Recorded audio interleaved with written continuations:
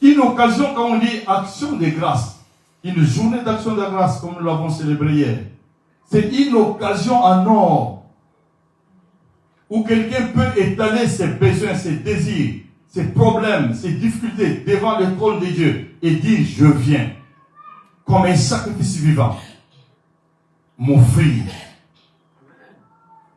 Et quand Dieu va agréer ton sacrifice, il y a une réponse. Là, il y aura équilibre, le rapport de force. Le problème, c'est quoi? C'est lui qui te combat. Quand il est allé consulter comment il peut te vaincre, on lui a dit, pour lui, compte tenu de son étoile et de la force de sa destinée, toi, il faut donner un mouton. Toi, tu ne le sais pas. Maintenant, comme toi, tu ne veux pas te sacrifier, tu veux garder ta vie.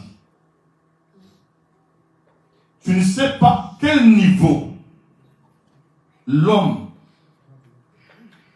est pour ton sacrifice à toi. Ou bien pour sacrifier tout ce que nous sommes en train de faire ici. Les difficultés que nous avons, les blocages que nous avons.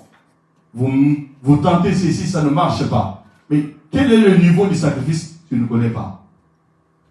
Maintenant, lorsque toi tu viens d'une manière simplifiée, tu ne sais même pas que tu peux puiser dans la provision du sacrifice suprême que Jésus a enduré à la croix du Calvaire. Tu vis par hasard. Bien-aimé, lorsqu'on va équilibrer la force du sacrifice, si tu ne pèses pas, tu vas tomber. Alléluia. Ce ne sont pas des choses, oh, namunoko. Non, ce n'est pas verbal. Ce n'est pas fantaisiste. Il n'y a pas de galerie ni de complaisance. Sinon, on va te bloquer et tu n'iras nulle part. Jusqu'à ce que tu vas te fatiguer et tu vas abandonner. Alléluia. Il y a un homme dans la Bible, le roi de Moab. Le roi de Moab a eu une attaque. Et cette attaque qu'il a eue, c'était trop fort pour lui.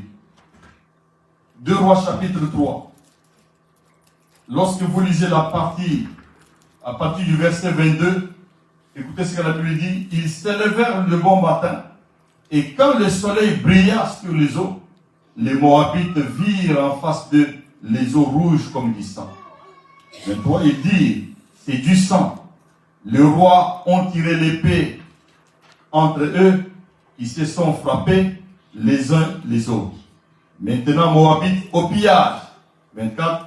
Et ils marchèrent contre les camps d'Israël. Mais Israël s'éleva et frappa Moab, qui prit la fuite devant eux. Ils pénétrèrent dans le pays et frappèrent Moab. Ils renversèrent les villes. Ils jetèrent chacun des pierres dans tous les meilleurs champs. Et les en remplirent. Ils bouchèrent toutes les sources d'eau. Ils abattirent tous les bons arbres. Et les fondeurs enveloppèrent et bâtirent à recette. Donc on ne laissa que les pierres. 26. Le roi de Moab, voyant qu'il avait les dessous, donc il était inférieur dans le combat, prit avec lui 700 hommes tirant l'épée pour se frayer un passage jusqu'au roi d'Édom. Mais ils ne purent pas. 27. Il prit alors, écoutez très bien, et la métit de tous les côtés parce que l'attaque était très forte. Il a trouvé que Batongo Bazakina m'a cassé les cahiers, a métis par tous les moyens athées. Le verset 27, il prit alors son fils premier-né, c'est lui qui devait régner à sa place, et il l'offrit en holocauste sur la muraille. Akamati mwana batu bazawana bitumba, akamati mwana ya liboso, akati pa. Donc, il y a eu désolation. La Bible dit, et une grande indignation s'empara d'Israël qui s'éloigna du roi des Moab et retourna dans son pays. Bitumba et Syrie.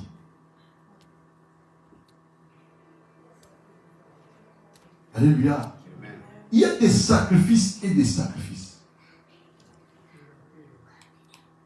Mais nous avons la grâce d'appartenir à celui qui a enduré le plus grand sacrifice, que j'appelle le sacrifice suprême. Bien-aimés, habituez-vous, vous allez au travail. Vous travaillez chaque semaine, chaque mois.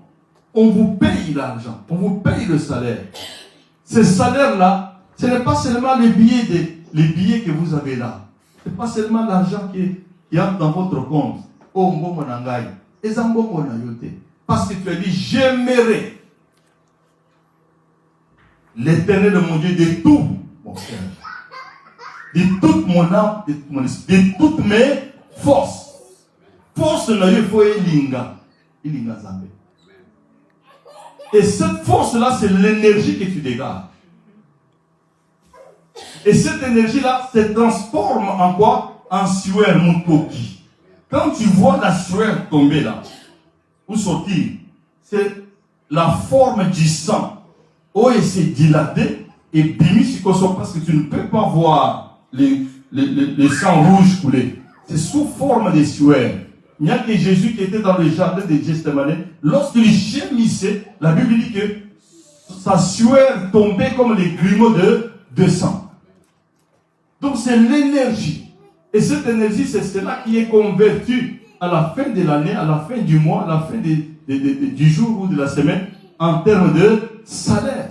Chaque fois que tu touches l'argent là, c'est ton sang à toi. Voilà pourquoi mon poids pèse son mongo. Ils ont pété. Parce qu'ils ont marqué là.